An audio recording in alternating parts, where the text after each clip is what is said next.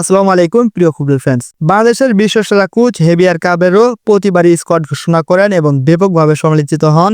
এবারও তিনি হংকংয়ের বিপক্ষে ম্যাচে খেলার জন্য ২৮ সদস্যের একটা স্কোয়াড ঘোষণা করেছেন এবং কাবেরো গতবারের তুলনায় এইবার আরো বেশি সমালোচিত হয়েছেন, কেননা তিনি বাংলাদেশের টপ ট্যালেন্ট ৩ জন ট্যালেন্টফুল তারকাকে স্কোয়াডে জায়গা দেননি। আজকের এই ভিডিওতে জানাবো কোন ৩ জন টপ ট্যালেন্ট তারকা হেভিয়ার কাবেরোর মুখস্থ পাঠশালায় জায়গা পায়নি।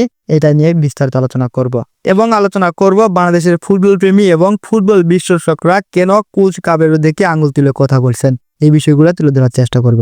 এই স্কোয়াডে জায়গা পেয়েছেন ঘরোয়া লিগের সেরা খেলোয়াড়রা, পাশাপাশি বিদেশে খেলা আমাদের প্রবাসী ফুটবলাররাও জায়গা করে নিয়েছেন। আবহানী লিমিটেড থেকে আছেন মিতুল মার্মা, ইব্রাহিম আলামিন, কাজেম শাহ এবং মুরসালিন। অন্যদিকে মোহামেডান এসসি থেকে আছেন সুজন, মেহেদী হাসান, রহমত মিয়া, শাকিল আহাদ তপু, সুমন রেজা। সর্বোচ্চ ১১ জন প্লেয়ার রয়েছেন বসুন্ধরা কিংস থেকে: মেহেদী হাসান শ্রাবণ, তপু বর্মন, সাদউদ্দিন এবং তার ভাই তাজউদ্দিন, তারেক গাজী, হৃদয়, সোহেল রানা সিনিয়র এবং সোহেল রানা জুনিয়র, শাহরিয়ার ইমন, ফয়সাল ফাহিম এবং রাকিব হোসেন জায়গা পেয়েছেন বসুন্ধরা কিংস থেকে। এছাড়া পটিজি থেকে আব্দুল্লাহ ওমর সজীব এবং পিউরিটি থেকে আছেন আরমান ফয়সাল আকাশ। সবচেয়ে বড় নাম এসেছে বিদেশে থাকা প্রবাসী ফুটবলারদের থেকে, যেমন জামাল ভুঁইয়া ব্রাদার ইউনিয়ন্স থেকে এসেছেন। লেস্টার সিটির ক্যাপ্টেন হামজা চৌধুরী রয়েছেন। এছাড়া রয়েছেন কাভালডেরি এফসির সামিদ সোম, ইতালির ফোর্টায়ারের খেলোয়াড় ফাহমিদুল ইসলাম রয়েছেন।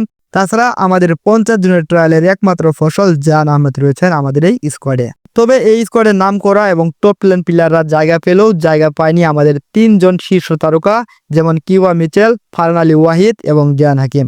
সবাই বলতে পারেন ফারহান আলী ওয়াহিদ এবং জিয়ান হাকিম তারা তো বাংলাদেশের দলের সাথে যুক্ত নয়। হ্যাঁ, তারা যুক্ত নয়, কিন্তু বাফুফে যদি চাইতো ফারহান আলী ওয়াহিদ এবং জিয়ান হাকিমকে বাংলাদেশের দলের সাথে যুক্ত করতে পারত। বাংলাদেশ যখন সিঙ্গাপুরের সাথে ম্যাচে খেলেছিল সেই সময় থেকে আজ অবধি বাংলাদেশ প্রায় ৩ মাস সময় পেয়েছিল, আর এই ৩ মাসে ফারহান আলী ওয়াহিদ এবং জিয়ান হাকিমকে বাংলাদেশের সাথে যুক্ত করা বেশি একটা কঠিন ব্যাপার ছিল না। অনেকেই আশা করেছিলেন ব্যাকলাইনে নতুন শক্তি হয়ে আসবেন কিওয়া মিচেল। সান্ডারল্যান্ড ছেড়ে বসুন্ধরা কিংসে যোগ দিয়ে আলোচনায় ছিলেন তিনি, কিন্তু নির্বাচকের চূড়ান্ত তালিকায় জায়গা হলো না তার। ফুটবল প্রেমীরা এখন প্রশ্ন তুলেছেন, এটা কি কোচ কাবেরোর কৌশলগত সিদ্ধান্ত, নাকি এখনো সময় আসেনি তাকে জাতীয় দলে নেওয়ার? অন্যদিকে ফারহান আলী ওয়াহিদ সাম্প্রতিক সময়ে দুর্দান্ত ফর্মে রয়েছেন এই ফুলহাম এফসি আন্ডার-21 এর তারকা। তিনি গত ম্যাচে ফুলহাম এফসি আন্ডার-21 এর হয়ে বারানহাম সিটি আন্ডার-21কে ৩-১ গোলে হারিয়ে মাঠে মাতিয়েছিলেন এবং ৩ ম্যাচে ২ গোল ১ অ্যাসিস্ট এসেছে তার পা থেকে। তার দুর্দান্ত পারফরমেন্স বাংলাদেশি ফুটবল প্রেমীদের মনে আনন্দের এক জায়গা তুলে দিয়েছে। এছাড়া জিয়ান হাকিম বাংলাদেশের দলে তার সম্ভাবনা ছিল অনেক বেশি, কিন্তু নির্দিষ্ট সময়ে বাফুফে তার কাগজপত্র প্রস্তুত করতে পারেনি, ফলে প্রতিভাবান এই ফরওয়ার্ডকে হংকং ম্যাচে দেখা যাবে না।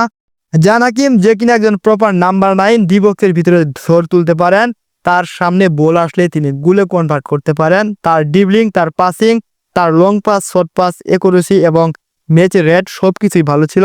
বাংলাদেশ ফুটবল ফেডারেশন যদি নির্দিষ্ট সময়ে জিয়ান হাকিমের কাগজপাতিগুলো রেডি রাখতেন এবং তাকেও পাওয়া যেত এই হংকংয়ের বিপক্ষের ম্যাচে।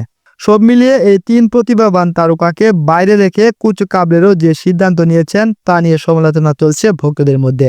হংকংয়ের বিপক্ষে মাঠে নামবে যে খেলোয়াড়, তাদের দিকে এখন তাকিয়ে থাকবে পুরো দেশ। কিন্তু ভক্তদের মনে প্রশ্ন রয়ে গেছে, দলে না থাকা এই ৩ টপ প্লেয়ার ছাড়া বাংলাদেশ কি সত্যিই হংকংয়ের বিপক্ষে শক্ত অবস্থান নিতে পারবে কিনা? প্রিয় ফুটবল প্রেমী, আমার এই আলোচনা যদি ভালো লেগে থাকে তাহলে অবশ্যই লাইক, কমেন্ট এবং সাবস্ক্রাইব করুন। ধন্যবাদ সবাইকে। আসসালামু আলাইকুম।